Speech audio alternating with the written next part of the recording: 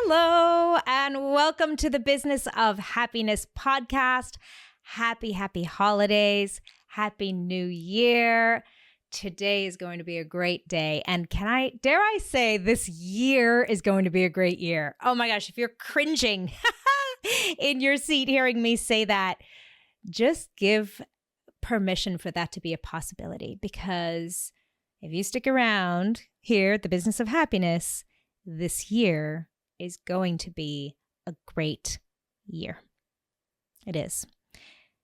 Something that we've been told in dentistry, that we believe in dentistry, when you first started investigating going to dental school, was that as dentists, we would have so much freedom of time, freedom of finances, freedom of choices. Like, that's why you went into this beautiful profession.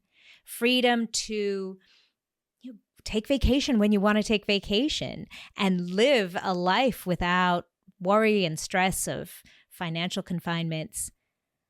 And yet, you find yourself, even after decades of practicing, feeling obligated to work beyond your regular hours, to work through lunch, and then you can't even turn your brain off at the end of the day.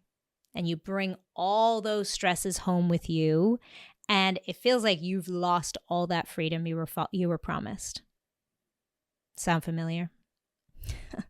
It's so fascinating because even when you're standing in the shower, even when that most private time when, I don't know if you enjoy a shower as much as I do, but oh my gosh, it's like my favorite part of the day is my shower. I use a shower when I'm having a great day, when I'm having a bad day. Hot water down over my body is just such a special, magical place for me in the shower. It's where I have great ideas.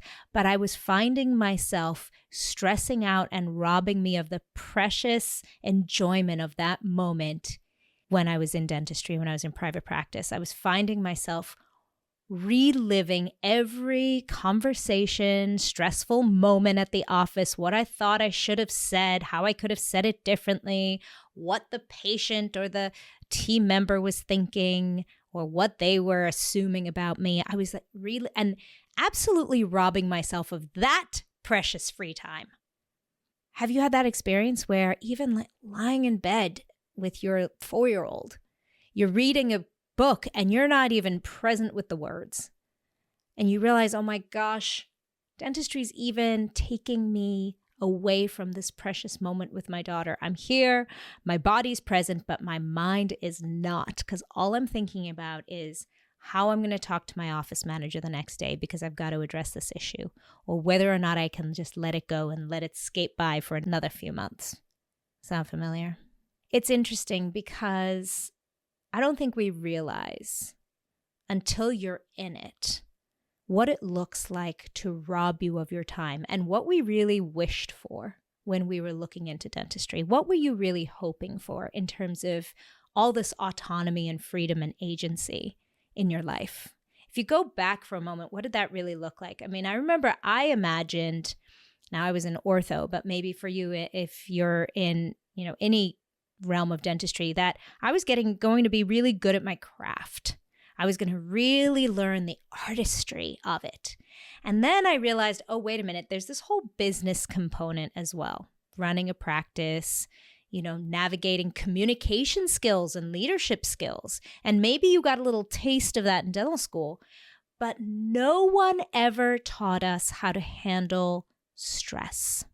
And even now, it is very difficult to find it out there at conferences. It's the most commonly experienced part of our lives in dentistry. Stress. There is not one dentist out there who is not experiencing some form of stress. I don't care how successful they are. I don't care how supportive their team is. They are experiencing stress. Why don't we talk about this more on the lecture circuit? Why are we not having conferences on how to manage and navigate your stress? Because what I thought I'd be doing is going to work every day, straightening teeth, perfecting smiles. I mean, I hadn't even considered dealing with all the angry patients and all the fear around money and needing to actually be a saleswoman as well. But beyond that, I thought I'd be able to leave work at the end of the day and maybe go out on a fabulous date night with my husband. Now, how often have you done that? Because what happens is you're exhausted at the end of the day. You feel like you've been on stage all day making decisions and putting out fires, and you've probably worked through lunch. You've probably stayed beyond your regular patient care hours, probably by a good hour or two, and now you're toast. And the thought of going out, getting dressed up and being engaging is overwhelming because you've been doing it all day long. And you realize, wow, I had a completely distorted perception of what freedom of my time would be. Here's something you need to know. There's nothing wrong with you. And you simply haven't been taught how to protect your energy and your time, and more importantly, your mind. See, in dental school, they never taught us this. Maybe if you were lucky after you graduated, you were able to find a mentor who helped you with the business management. Maybe you were able to find someone in the dental world who could help you understand and navigate leadership even with your team. And there's so many great books out there. I read every single one of them about how to be a good leader and understand different personalities and support my team and recognize them and create, a unified ethos in the practice and really deliver great patient care. I mean, these are all very hot topics in dentistry. How to market and have a brand and have a voice that sets you apart. But no one ever taught you how to turn the noise and the voices off at the end of the day so that you could actually enjoy the rest of your life. And no one ever taught you how to stand up for what you need, not just to others, but maybe most importantly to yourself. I spoke to a client recently. She's an incredible dentist, and she's been working in corporate for a DSO, and she loved where she worked. It was the best of all worlds. She had a unique situation where she was given everything she needed. She had great assistance. She had everything available to her in terms of the tools and the materials that she really loved working with. And then all of a sudden, her contract changed unbeknownst to her. And of course, suddenly her pay changed. This was, all very sketchy. And she hired an attorney to help her negotiate and employ an employment attorney. And as they're going through the motions, they're having conversations with her employer. And as her employer's taking his time, responding, getting back to her, getting her the documentation that she needs. And my client said to him, I think I shouldn't show up to work until we've fully teased out all these components of my employment. Like, things got messed up here and I keep showing up to work, but I'm not being paid adequately and things have changed and I didn't agree to it. So I think I shouldn't show up. And the reason why I bring you the story is because of the phrase that he said to her in response. He said, "You're a doctor. You have greater responsibility to your patients. You have to show up." And I think that phrase echoes in everybody else's minds in society, in our employers, if you work for someone, in your patients' minds, for sure, in your team's minds. But I think it's also a voice that's echoing in ours as dentists. You're the doctor. You have greater responsibility. Of course you show up. And what happens when that voice speaks loudest is you shut down all your ability to self-advocate, to self-protect, to self-support, even to see your own needs. The system has failed us. We've put doctors and dentists up on this pedestal as being superhuman and needing to be available at all times and having a level of excellence that's beyond what's humanly possible. We expect dentists to be available all the time, even when all their team members go home. And we tell ourselves that's the truth too. We expect ourselves to push through when we're not feeling well, when we're not operating at 100%. We're doing these intricate, difficult, technically difficult, beautiful procedures, aesthetic procedures every single day. And if we don't feel 100%, we tell ourselves, you got to show up anyways. See, the system prepared us to navigate when things go wrong in the dental chair. When there's, decay that's you're following and then you're pulping out, we're taught how to manage that. When there's a failing implant, we're taught how to manage that. When your patient's having, signs of AFib, we're taught how to manage that. Or we need to, change what we're doing medically in terms of a patient's INR. We're taught how to manage all kinds of stumbling blocks along the way when it comes to patient care. But we're not taught how to face those stumbling blocks when it comes to taking care of ourselves. Here's the truth. Being a dentist does not mean you have to sacrifice your freedom. Being a dentist does not mean you have to sacrifice your sleep. It does not require you to lie awake at 3 a.m. reliving all that stressful conversation that you had the day before, or lying awake dreading whether or not your patient is going to send you to the board or sue you, or lying awake worrying about the new orthodontist who's opening up down the street. Being a dentist does not mean you have to miss a lunch break. This is the law. Our team members deserve a break during the day. It's the law.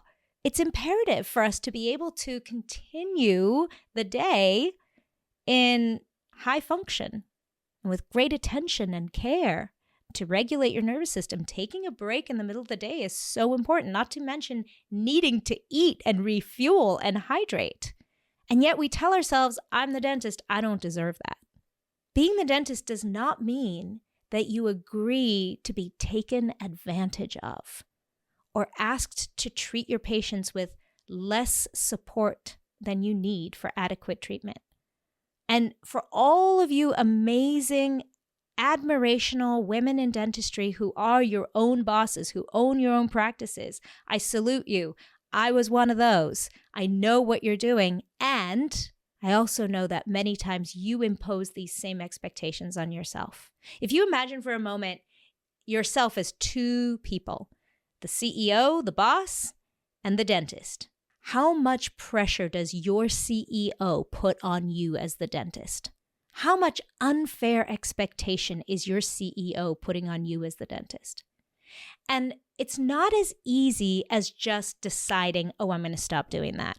Here we are at the beginning of 2025. We're making all kinds of New Year's resolutions. And many times we tell ourselves, okay, I am making a resolution, an intention for 2025 for better work-life balance. Boom. What does that even mean? That's the part that we don't get taught. If you're feeling exhausted and overwhelmed and like you don't have freedom, even as a dentist, then I'm telling you that the call is coming from within. It doesn't have to be this way. 100%, it's not an imperative component of being a dentist. I want you to understand that your life actually is in your control. And I want you to consider the possibility for that, because I know right now it might not feel that way. It might feel like you've painted yourself into a corner with the way you've created your practice, the systems you've set up, the hours you've created, the expectations that you've established for your patient population. I want you to consider you still have the power to make change and to treat yourself with this kind of dignity and respect that you assumed you would get when you first thought about going into dentistry, that you deserve the freedom of time that you were promised when you went into dentistry, and that it could be as simple as a few mindset shifts, not in making you accept your situation and just compromise. That's not what I'm talking about. I'm not talking about a mindset shift that says, oh, it's going to be fine anyway. I can just leave this at work. No, that's not what I'm talking about. And I think that's what people assume when we talk about mindset mastery. They assume it means convincing yourself to just be okay with the way it is. It's actually the opposite. It's actually giving you the mindset to stand up for what you need, either to your employer or to your patients or to your staff or to your 17-year-old or to yourself. And let's be honest, that's actually the most challenging. Because what my client's employer said to her about, of course the doctor shows up, is really what you've been telling yourself all along, isn't it? And what would happen if we could change that narrative? And I don't mean in a way that you read a meme on Instagram, you look at the meme, you're like, ooh, that sounds great. I'm going to carry that with me all day. I'm going to screenshot that and send it to my friends, and I'm going to read it a couple times and really believe it. That doesn't work. That doesn't work. I know because I've tried. What it takes is understanding what's really going on for you and then knowing the neurobiology of how to shift that in your mind and create those stable boundaries. And I don't mean boundary setting like you're imagining traditional boundary setting, telling someone this is when I will or won't do my work. I mean establishing the clarity and those boundaries within your own head, within your own understanding. This is what we're talking about, by the way, at a masterclass that I'm offering for free. It's exclusively for women dentists on January 14th. It's called Find Your Balance. Find Your Balance Masterclass for Women in Dentistry. And you can find out more about it, by the way, at www.findbalanceinDentistry.com. So head on over there, or I'll leave a note in the show notes, a link in the show notes. But this is exactly what we're going to be talking about.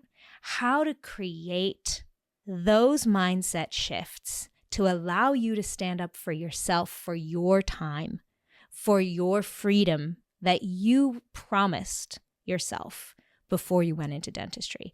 That incredible opportunity to, leave the office at the end of the day and drive in your new car smelling ride to home and enjoy the evening with your kids, knowing you gave your all during the day and you did your very best for your patients, and patients left with smiles on their faces. I mean, isn't that the dream? Isn't it the dream to enjoy leading your team and growing a culture in your office that you can feel proud of and that's fun-loving and that patients love to be a part of themselves, and then leaving and going on vacation and enjoying a wonderful time away from the office, knowing that you're supported by your team? Isn't that the dream? And is that what you're experiencing now? And if nothing changed for you in 2025, if you didn't have these mindset mastery tips, how would you feel at the end of this year? And would your New Year's resolutions actually see the light of day? Would they actually work? Just having the intention is not enough. It just isn't. Now the question is how, but how do you navigate when you wake up at 3 a.m. in the middle of the night and you're starting to spin around all the conversations you had, and that rest is so precious? That's the time I'm talking about. How do you navigate? You get to the end of the day and everyone's leaving the practice. All your team is leaving the practice and you're sitting looking at this long list of to-dos and patient notes and emails and getting back to parents and calling patients. And the voice inside your head says, of course the doctor shows up. You're a doctor. How do you navigate those moments? That's what we're talking about.